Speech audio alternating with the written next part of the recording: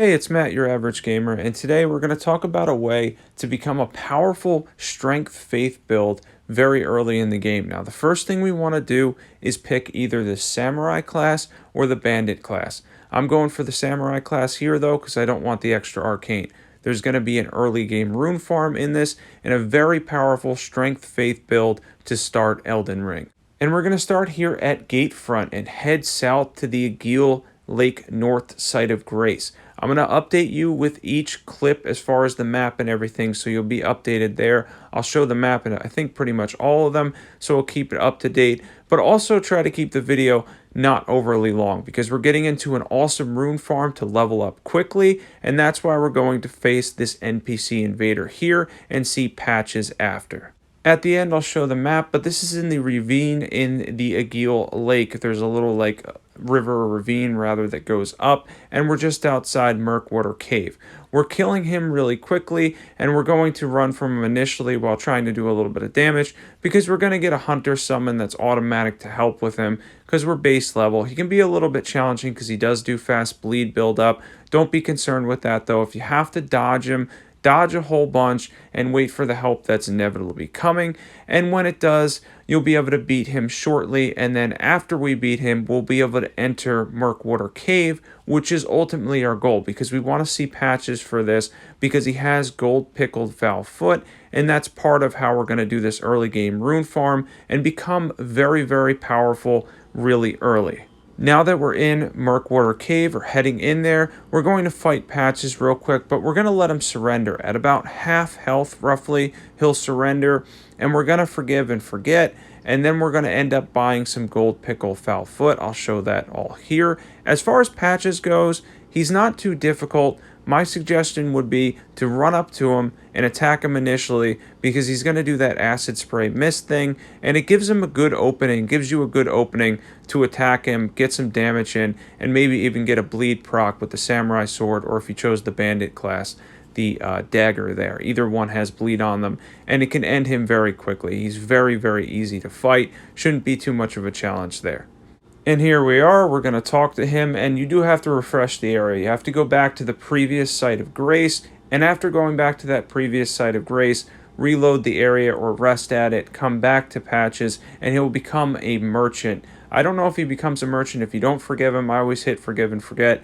Either way, though, we want him as a merchant, so it's always best to make sure that whatever you do, he does become a merchant, because we're going to buy the gold pickle foul foot for our rune farm that's going to be coming up soon. We're going to need the levels, so it's really important to have those. Those are a necessity if you want to level up really, really fast. So moving on forward, this isn't too difficult to do, but we're going to head to Mistwood. Why Mistwood? Because I love the Axe Talisman and the Charged Tear to start the game. They're a powerful combination that can double down on your charged attacks. So we're going to get the Charged Tear and the Axe Talisman in Mistwood.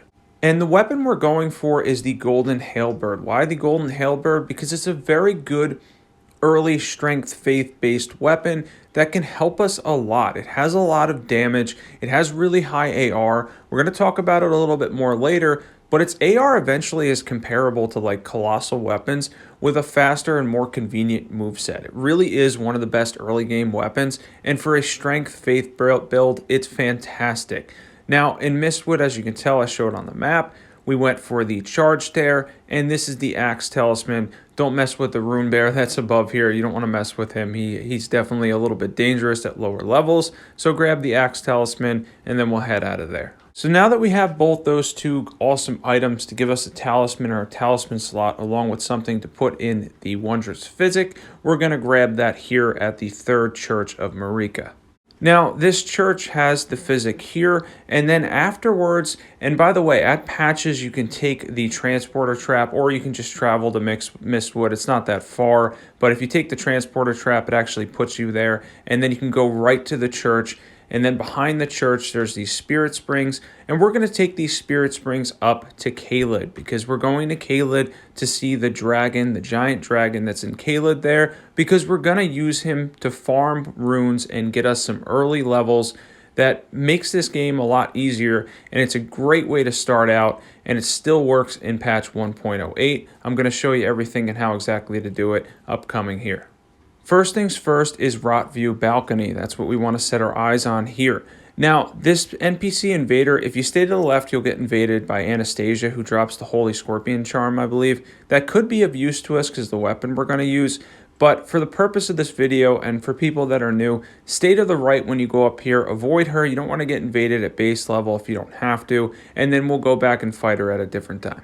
By the way, I wanted to mention real quick, if you're not subbed and you love Elden Ring content or this video ends up helping you at all, definitely hit the subscribe button. This channel has been awesome. It's been growing a ton lately. I honestly appreciate everybody so much. It's been so great. The last couple of videos especially have done really well. This channel's starting to finally grow now. It's been awesome. I've been kind of at this for the past 6 months, and it's just been a lot of fun, and I really appreciate everybody a ton. And yeah, definitely hit that sub button if you like Elden Ring or you like From Software games in general like myself. And if you've been following here, we're headed to Dragon Barrow. We're almost at the dragon. If you've played the game before, you kind of already know where this is, or you probably definitely know where this is because it's how a lot of people start out in the game. If you're new though, this is how you get to it. From Rot View Balcony, you kind of just head northeast and then north. You jump over a little cliff, and then you just keep going straight and head towards the dragon. There's also a map there for Dragon Barrow, so that'll help you as well. And as we grab that, I'll show you on the map where we're at now and what we've opened up so far. So we kind of headed from Gatefront to Patches to the church, up to Dragon Barrow from Caelid. It's been a little bit to do, but it's not crazy tough to do if you're new. If you know where all this stuff is, though, it's even easier because the dragon's really not that hard to get to, and you don't have to worry about a lot of dangers on the way. Grab this site of grace behind the dragon, and make sure that you grab this site of grace. You do not want to not grab this. Grab this first and rest at it. And the reason I'm saying grab it is because we're going to kill this dragon as many times as we need to because they haven't patched this yet, which is awesome. And it gives you a ton of runes, and I'm going to show you that in a second here after he dies. But you do not want to be grabbing that site of grace when you run back to it. If that's the case, he'll end up dying and you won't be able to run back. So after killing him with a bleed weapon, which is what you want to use because he's got a ton of HP, run right back to the site of grace and rest at it. If you noticed here, the dragon is still there. He's sitting right there and he's back. He is back. But guess what? We kept the runes from it. This has been going on since launch. It's a great way to start new characters. I use it all the time to start new characters. But there we are. I forgot to use the gold pickled foul foot, ironically, but it would have given me 65,000. Instead, I got 50,000. And you can kill this dragon as many times as you want, as long as you get back on your horse, run right back to the site of grace, and rest at it. So the weapon I'm eyeing here is the golden Halberd. So we need 30 strength, 12 faith, and we already have the dexterity requirement. We're going to need some vigor as well. I also wanted to mention that eventually we need 15 faith because we're going to be using a buff, Flame Grant Me Strength as well. And the Halberd, when we get it, naturally has Golden Vow on it. So we'll have 2 buffs, a Talisman and a Charge Tear, and we'll be able to do a lot of damage very early on.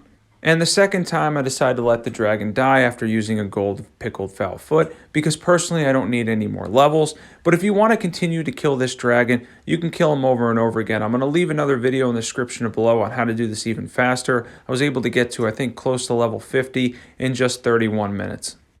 So the dragon's now dead. We have enough runes, or at least close to where we need to be stat-wise. I always like to have 20 vigor before I go to Stormville Castle, which will show Godric at the end and how well this works on him. And then we're going to show a few different clips towards the end and continue on here because we have to get the Halberd as well. But we're working towards 30 strength, 15 faith, and like I said earlier, we already have the dexterity requirement, so that's really good. That's why I didn't do the bandit class, because I didn't really want the extra points in arcane, but you need a class that starts with bleed, preferably.